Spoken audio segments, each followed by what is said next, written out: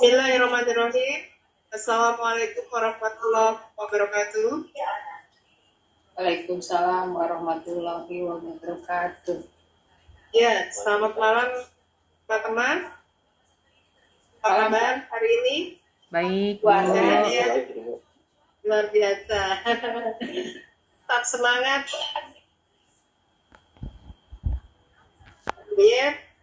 Ya, Reno, Maria, dan Baik, Bu. lain-lain. Alhamdulillah. Malam ini kita kembali untuk melanjutkan kuliah itu biasanya sudah minggu. Untuk malam ini mari kita lanjutkan untuk tingkat presentasi dari kelompok yang mana gilirannya sekarang di kelompok 15 ya. Reno, Marfiansyah, dan Adit Ilmawan. Iya. Oke. Baik Ibu, terima Sudah kasih. siap semua kita mulai? Ya, Alhamdulillah, silakan dengan kelompok 15. saya punya bisa juga untuk menyampaikan. Ya, selamat malam semua Ibu, bangku Ya, selamat malam. Malam. dan Ibu semua, teman-teman semua.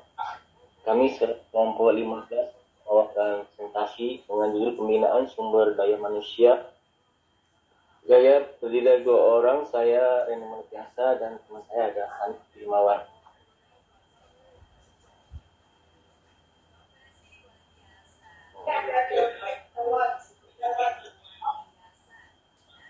Pengertian pembinaan sumber daya manusia adalah serangkaian kegiatan yang bertujuan untuk mengembangkan potensi dan kualitas individu dalam suatu organisasi atau lembaga agar mereka dapat berkontribusi secara optimal dan efektif. Tujuan pembinaan SDM 1 meningkatkan kualitas kinerja, mengembangkan potensi. 3. Meningkatkan motivasi dan kepuasan kerja. Selanjutnya, mendukung pencapaian tujuan organisasi. 1. Pelatihan dan pengembangan pendidikan. 3. Pengembangan karir. 4. Pemberian penghargaan. 5. Penciptaan lingkungan kerja yang kondusif. Pentingnya pembinaan SDM. Pembinaan SDM sangat penting karena SDM adalah aset berharga bagi setiap organisasi. Yang SDM yang berkualitas dan termotivasi akan memberikan kontribusi yang signifikan terhadap kemajuan organisasi. Ada pun hal-hal yang dilakukan dalam pembinaan SDM ya. 1. Pendidikan, pembinaan, rekrutmen, mengadakan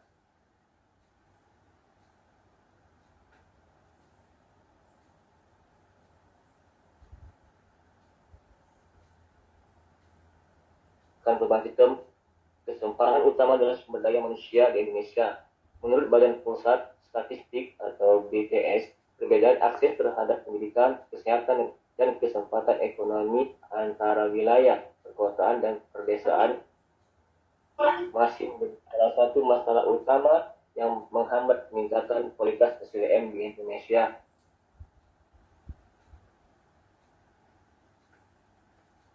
Tips untuk mengelola sumber daya manusia yang efektif. 1. Berani mengembangkan tanggung jawab. 2. Dapat dipercaya. 3. Mampu memahami dan menginvestasikan keinginan atasan. 4. Tidak sekedar meniru atasan, tapi memiliki pemikiran yang kreatif. Selanjutnya, berpandangan luas ke depan, memiliki ambisi serta tanggap terhadap berbagai situasi. Selanjutnya, Anit bisa. Kesimpulannya, pembinaan sumber daya manusia atau SDM merupakan elemen strategis dalam meningkatkan efektivitas dan produktivitas suatu organisasi.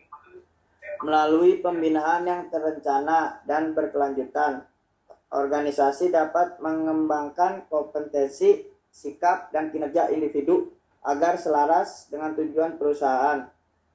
Saya coba nyoba ya. Ya, Iya. seandainya andai kata saya jadi manajer suatu perusahaan, saya akan menghadapi itu pertama tuh dengan awal yang harus dilakukan itu melakukan pendekatan secara pribadi melalui konseling dan memahami alasan dibalik perilaku tindakan disiplin tersebut. Apakah ada masalah pribadi, tekanan kerja, kurangnya pemahaman terhadap aturan. Pendekatan ini berhubungan saling percaya dan membuka ruang untuk perubahan untuk karyawan tersebut.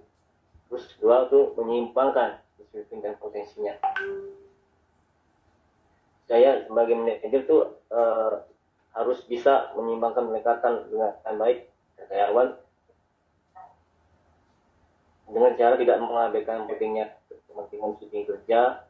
Pendekatan dengan keberlanjutan dengan pengawasan ketat bisa menjadi solusinya. Ada yang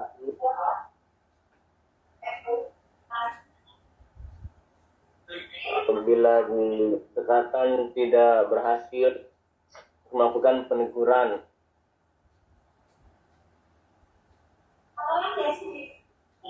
atau surat peringatan bisa diberikan sebagai peringatan formal.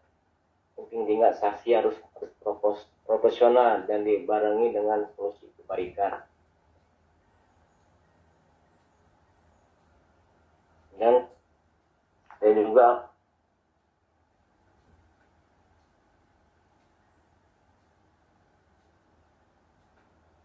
akan memonitoring bagaimana ya dia bisa melakukan perubahan dan bisa menanamkan untuk karyawan tersebut. Mungkin itu aja Bu, mungkin yang lain-lain ada yang menjawab untuk menambahin.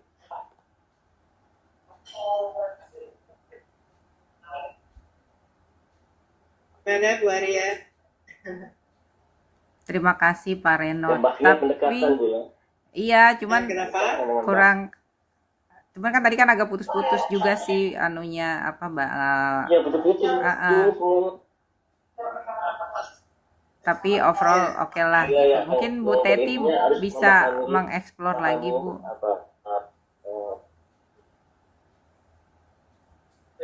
Ya. Karena apakah cuman dengan Mungkin pendekatan? Mungkin Mas Hanif ada tambahan lagi dari teman kelompok 15. Mas Hanif mungkin ada tambahan?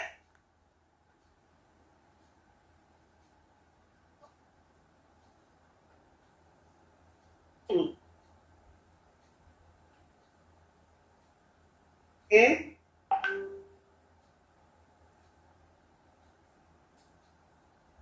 Ada. Jadi kalau menurut gimana? Gimana Mas Reno? Ya Bu Raya gimana, apa cukup atau gimana? Iya, tadi kan saya bilang agak putus, tapi saya menangkap di sana itu kan hanya pendekatan. Apakah mungkin seperti di dalam perusahaan itu kan diberikan satu, kan tadi ada Bu Teti kan bilang ada pelatihan dan lain. Apakah di perusahaan itu dengan adanya karyawan atau SDM yang mungkin yang kurang disiplin, perlu nggak diadakan pelatihan? Jadi bukan pendekatan aja gitu, atau karena kalau dia terus nggak disiplin kan harusnya kena sanksi juga dong walaupun dia bertalenta gitu atau skillnya bagus kan, tidak akan menularkan perilaku yang tidak baik kepada karyawan yang lainnya gitu. Nah, menurut Bu Teti bagaimana Bu? Iya, baik. Terima kasih Bu Arya ya pertanyaannya, dan juga tadi sudah dijawab oleh kelompok 15 yang bertugas ini. Kelompok 15 Mas Reno sudah menjawab tadi.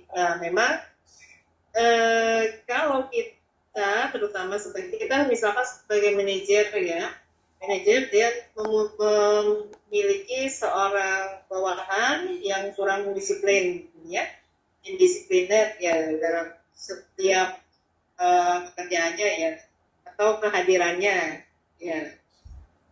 Nah, bisa dari dua hal itu kan ya Bu Arya ya, bisa dari hal pekerjaannya kah Ya, ataupun dari kehadirannya. kehadirannya ya Bu. Nah, biasanya kita dalam merekrut calon tenaga kerja atau pekerja untuk perusahaan kita itu kan diadakan dulu penyeleksian ya. Penyeleksiannya termasuk dalam hal ini kita melihat karakter atau kepribadian orang tersebut ya. Nah, dari rangkaian atau tahapan penerimaan calon tenaga kerja yang berlaku ya, mulai rekrutmen, penyeleksian, rekrutmen, lalu penerimaan calon tenaga kerja baru tersebut, lalu pelatihan terhadap mereka ya, setelah job training dan lain sebagainya. Nah, salah satunya tentunya kita mengadakan yang namanya tes psikotes ya, tes psikotes dan tes kepribadian. Biasanya akan kita dahulukan juga seperti itu. Jadi kita menyaring calon tenaga kerja yang baru ini, salah satunya melalui tahapan itu. Ya, setelah kita melihat hasil dari tes yang ada, kira-kira orang ini punya karakter seperti apa, ya, kepribadian seperti apa, apakah pantas dan layak untuk diterima atau tidak. Ya, nah dari situ sudah bisa terlihat. Ya, dari hasil tesnya itu biasanya aslinya yang mana dia tidak seperti itu aslinya ya, tidak tidak yang indisipliner seperti itu ya. Nah, itu kalau memang dia dari awalnya tidak seperti itu. Namun kalau memang dia dari awal sudah seperti itu, nah itu mungkin memang perlu lebih lebih agak keras, agak sedikit ya. Bisa jadi kita kenakan dia peringatan 1, 2, 3. Kalau tidak memperhatikan juga, tidak mengajukan kepada diri dia untuk berubah, nah tidak boleh aktif lagi bekerja selama beberapa bulan mungkin misalkan, ataupun memang benar-benar sudah kita adakan pemutusan hubungan kerja gitu ya. Nah itu kalau memang dari awal dia sudah mempunyai karakter seperti itu ya.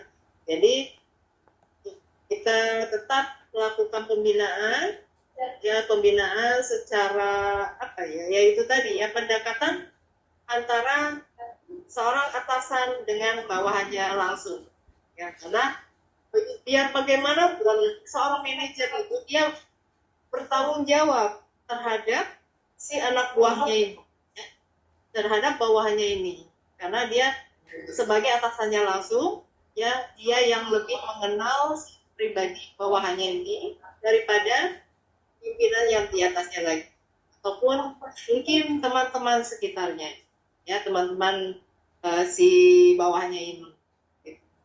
Jadi disinilah seorang manajer itu harus bertanggung jawab ya, menjadikan bawahannya itu menjadi seseorang yang mempunyai ya tadi ya, tentunya mempunyai skill yang mumpuni, yang dapat berkontribusi secara optimal dan efektif tadi ya, yang seperti yang disebutkan. Nah, juga dia mempunyai attitude, etika dan keprofesionalitasan dari si bawahannya ini. Jadi kita tidak boleh meninggalkan hal yang ini tadi ya, etika dan attitude, keprofesionalan si bawahan kita ini. Kita tetap harus memantau, kita harus tetap monitoring ya, dan kita harus mentoring juga gitu ya. Nah itu tadi, makanya kita bisa lebih kita lebih peka dan lebih cepat tanggap mungkin ya sebagai atasan langsung, sebagai manajer si bawahan kita ini ya, agar kita bisa apa? Kita akan bisa cepat mengambil solusinya seperti apa. Karena kalau didiamkan juga agak lebih lama itu tidak baik juga, ya, tidak baik untuk lingkup bagian ataupun departemen mereka sendiri, si manajer dan bawahnya ini, maupun di lingkungan sekitarnya, dan berujungnya kepada apa? Pada perusahaan seluruhnya, begitu.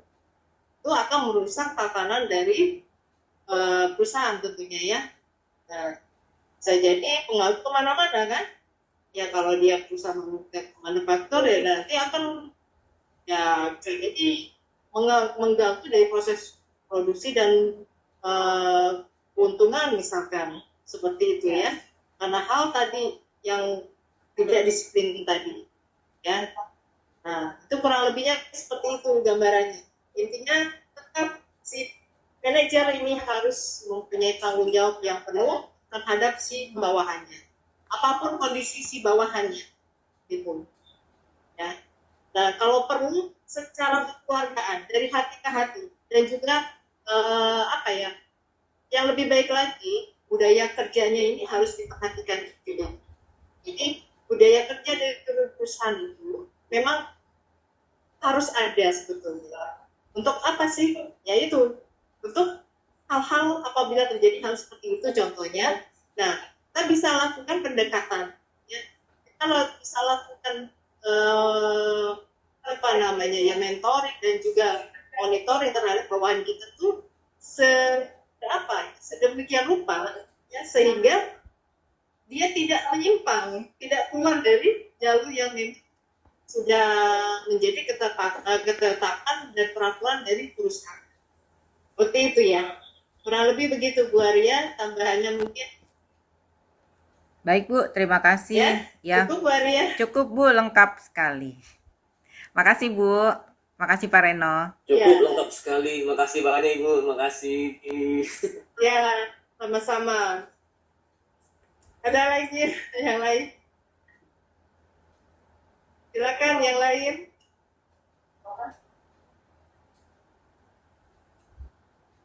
Buyat mungkin, atau yang lain siapa nih yang ada? Yang kelihatan Buyat ya. Iya, masih ada waktu ya. Pak Reno, tentang pelatihan SDM, itu biasanya diadakan pada saat ada kasus atau memang sudah program dari perusahaan tersebut? Kasih. Yang mana itu tadi Bu ya? Ada ya tadi ya?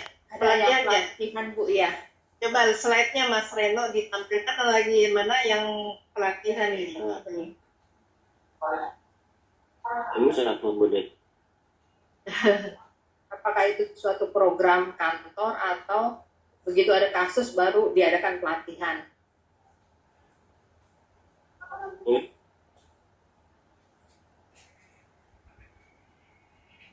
Oh ini. Ya, salah satunya.